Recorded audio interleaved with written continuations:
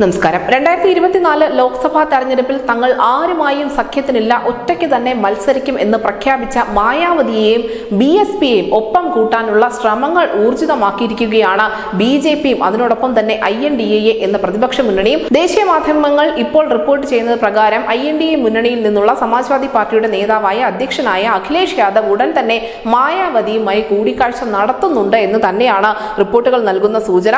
അതുകൊണ്ട് തന്നെ NDA പാളയത്തിലും അതായത് BJPയുടെ നേതൃത്വത്തിലും മായാവതിയെ സ്വന്തം കൂടാരത്തിൽ എത്തിക്കാനുള്ള എല്ലാ നീക്കങ്ങളും ഉത്തർപ്രദേശിൽ പുരോഗമിച്ചുകൊണ്ടിരിക്കുകയാണ്. നമുക്കറിയാം, തെരഞ്ഞെടുപ്പ് സഖ്യങ്ങൾ കൊണ്ട് തങ്ങൾക്കാണ് ഏറ്റവും അധികം നഷ്ടമുണ്ടായിട്ടുള്ളത് എന്ന് എല്ലാ കാലത്തും തുറന്നു പറഞ്ഞിട്ടുള്ള ഒരു നേതാവാണ് മായാവതി. BSPക്ക് വോട്ട് കുറഞ്ഞപ്പോൾ മറ്റുള്ളവർ അത് വലിയ നേട്ടമാക്കി എന്നും അവർ പറഞ്ഞിട്ടുണ്ട്.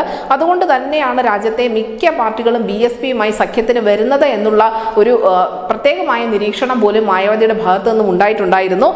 ദളിത് വിഭാഗങ്ങൾക്കിടയിൽ വലിയ സ്വാധീനമുള്ള ഒരു പാർട്ടി തന്നെയാണ് മായാവതിയുടേത് എന്ന കാര്യത്തിൽ ഒരു തർക്കവുമില്ല. ഈ ദളിത് വിഭാഗങ്ങൾ ഉത്തർപ്രദേശിലെ രാഷ്ട്രീയ ഗതി നിശ്ചയിക്കുന്നതിൽ വലിയ പങ്ക് വഹിക്കുന്നുമുണ്ട്.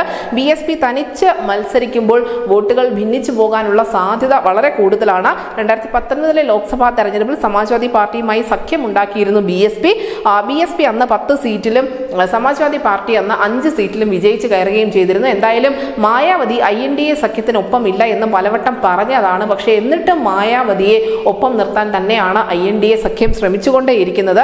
നിലവിൽ ഈ BSP അഭിമുഖീകരിക്കുന്ന ചില പ്രധാനപ്പെട്ട പ്രശ്നങ്ങളുണ്ട്. കാരണം നോട്ട് നിരോധനത്തോടുകൂടി ഏകദേശം 6000 കോടി രൂപയോളം ഈ BSPയുടേത് ഫ്രീസ് ചെയ്യപ്പെട്ടിട്ടുണ്ട്.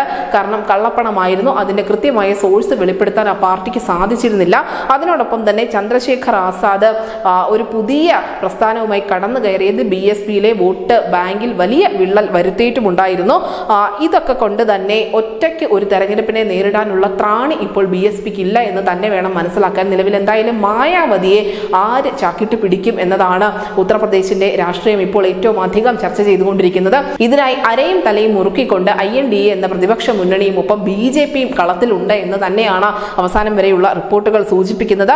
നിലവിൽ എന്തായാലും മായാവതിയുമായുള്ള ചർച്ചകൾ ഇരു ഭാഗത്തു നിന്നും തുടരുന്നുണ്ട്. ഏതാനും മണിക്കൂറുകൾക്കുള്ളിൽ തന്നെ അല്ലെങ്കിൽ സമീപ ദിവസങ്ങളിൽ തന്നെ മായാവതിയുടെ നിലപാട് വ്യക്തമാകും. എന്തായാലും അവർ ലോക്സഭാ തെരഞ്ഞെടുപ്പിൽ ഒറ്റയ്ക്ക് മത്സരിക്കാനുള്ള സാധ്യതകൾ വളരെ കുറവാണ്. INDAയിലേക്കോ NDAയിലേക്കോ മായാവതി എന്നത് മാത്രമേ ഇനി അറിയാനുള്ളൂ. News desk news India Malayalam.